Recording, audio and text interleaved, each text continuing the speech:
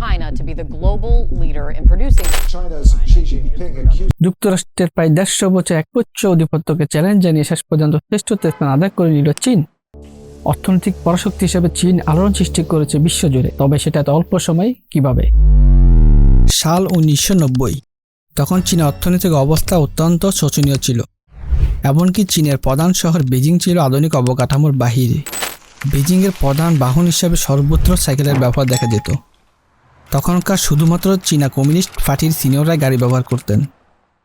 চীনের অধিক সংখ্যক জনসংখ্যা ফলে বাড়তি চাপ হিসাবে চীন সরকার এক সন্তান নীতি চালু করেছিল, অর্থাৎ এক দম্পতি একটি সন্তানের বেশি নিতে পারত না। কিন্তু মাত্র 5 বছর পর অর্থনৈতিক ভিত শক্ত হওয়ার ফলে পূর্বের নীতিকে বদলে প্রতি পরিবারে 2টি সন্তানের অনুমতি দেয়।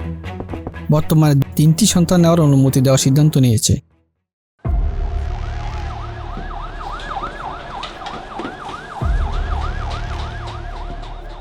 জনসংখ্যার আধিক্যকে অভিশাপের পরিবর্তে আশীর্বাদ বানিয়ে দ্রুত অর্থনৈতিক পরাশক্তি হয়ে ওঠার চ্যালেঞ্জ নিয়েছে চীন সরকার। চীন এত দূরে পৌঁছানোর পিছনে রয়েছে তাদের কঠোর পরিশ্রম এবং সমস্যার সমাধানের দুর্দান্ত পদক্ষেপ। তবে সেই কি পদক্ষেপ? জলবায়ু পরিবর্তনের ফলে প্রভাব পড়েছিল দেশটি কৃষিখাতের উপর। বিশ্বের সবচেয়ে বেশি কার্বন ডাইঅক্সাইড দূষণ হয় চীনে। ফলে জলবায়ু পরিবর্তনের মাথা ব্যথার কারণ হয়ে দাঁড়িয়েছিল দেশটিতে। 2050 সালের মধ্যে নিজেদের দেশকে জলবায়ু পরিবর্তনের হাত থেকে রক্ষা করার জন্য একাধিক পদক্ষেপ নেওয়া হয়। তার মধ্যে চীনের উত্তর অঞ্চলে রয়েছে গভীর মরুভূমি। চীনে মার্চ এবং এপ্রিল এই মরুভূমি বিস্ফোরণের মতো হয়ে দাঁড়াতো। উত্তর অঞ্চল থেকে শুরু করে রাজধানী বেজিং পর্যন্ত তীব্র মরুধূলি ঝড়ে আচ্ছন্ন হতো গোটা অঞ্চল। মরুঝড় এবং জলবায়ু রোধ ঠেকাতে চীন সরকার মরুভূমিকে বনে রূপান্তরিত করার পদক্ষেপ নেয় এবং সেটি ব্যাপক প্রচারণার মাধ্যমে বৃক্ষরোপণ কর্মসূচিতে সফল হয়েছিল। কথায় আছে, পরিশ্রম এবং চেষ্টা করলে মরুভূমিতে গাছ ফলানো সম্ভব। চীন সেটার জ্বলন্ত উদাহরণ। এইবার আসি দ্য চায়না ম্যানুফ্যাকচারিং অথবা চায়না উৎপাদন নিয়ে। পণ্য উৎপাদনে চীন যা দেখিয়েছে তা হয়তো আর দেখা যাবে না। চীনে কৃষি খাতে এত উৎপাদন বাড়িয়েছে যে তারা নিজেদের খাদ্য যোগান পূরণ করে উল্টো রেকর্ড পরিমাণ খাদ্য সামগ্রী রপ্তানি করেছে। এখন একটু করে চোখ বুলানো যাক দ্য চায়না ইলেকট্রনিক ম্যানুফ্যাকচারিং। আপনাকে যদি জিজ্ঞেস করি বিশ্বের 1 নম্বর পণ্য রপ্তানিকারক দেশ কোনটি, আপনার মাথায় অবশ্যই ঘুরপাক খাচ্ছে চীন। চীন যা করিয়ে দেখেছে তা বিশ্ব কোনোদিন দেখেনি। বিশেষ করে গত 20 বছরে চীনের উল্লেখযোগ্য হারে রপ্তানি বেড়েছে। বৈশ্বিক করোনা পরিস্থিতিকে কাজে লাগিয়ে বিশ্ব বাণিজ্যের 1 নম্বরে পৌঁছে গিয়েছে চীন। আমাদের চারপাশে খেলনা প্রোডাক্ট থেকে শুরু করে নিত্য প্রয়োজনীয় সকল পণ্যের 90% বেশি পণ্য রয়েছে the made in China product. একটা প্রশ্ন আপনার আমার মনে সবসময় ঘুরপাক খাচ্ছে, চীনা প্রোডাক্ট এত সস্তা কেন?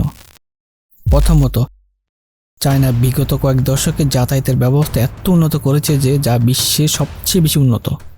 দ্বিতীয়ত, চায়না মানুষ কঠোর পরিশ্রম হয়ে থাকে। তারা semi auto mechanical skill development করে থাকে, যার কারণে তাদের প্রোডাকশন বেশি হয়ে থাকে এবং খরচ সাশ্রয় হয়ে থাকে। তৃতীয়ত, ইলেকট্রনিক পণ্য তৈরি করতে যত প্রকার রেয়ার আর্থস ম্যাটেরিয়াল লাগে সেটা তারা 90% ম্যাটেরিয়াল তারা আমদানি না করে নিজের উৎপাদন করে থাকে। Reverse engineering. বিশ্ব যখন নতুন প্রোডাক্ট তৈরি করতে রিসার্চ এবং ডেভেলপমেন্ট করে থাকে, চীন সেটা করে না। তাহলে তারা পণ্য তৈরি করে কিভাবে? চায়নাতে রিসার্চ এবং ডেভেলপমেন্ট হয় খুবই কম। তারা অন্য দেশের বিখ্যাত পণ্যগুলিকে খুলে আইডিয়া নিয়ে নতুন প্রোডাক্ট তৈরি করে। এখানে তারা নকল পণ্য তৈরি করতে একদমই ওস্তাদ, যার ফলে তাদের সময় এবং খরচ দুটো কমে যাচ্ছে।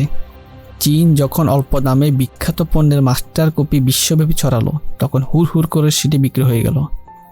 তখন থেকে নিম্ন মধ্যম আয়ের দেশগুলিতে এক বিশাল মার্কেট চীনের দখলে। The subsidy of China government. China ব্যবসা বান্ধব নীতিতে চলে।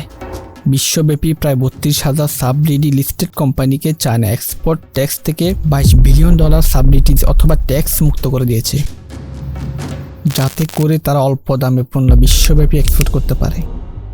এতে চাইনিজ গভর্নমেন্টের লাভ কি? চায়না চায় কম দামে বিশ্বব্যাপী পণ্য রপ্তানি করে এর দ্বারা সেম প্রোডাক্ট অল্প মূল্যে রপ্তানি করে অধিক বিক্রয় এবং মার্কেট তাদের হাতের মুঠোয় নিতে। যেই কথা সেই কাজ।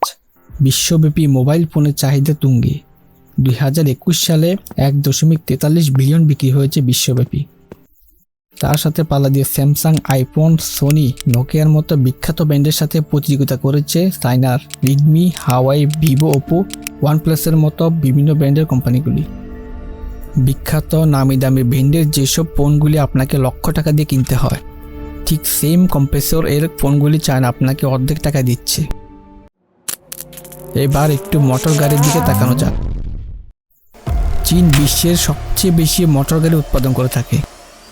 চীনা সর্ববৃহৎ অটোমোবাইল প্রস্তুতকারী হল SAIC মোটর কর্পোরেশন লিমিটেড।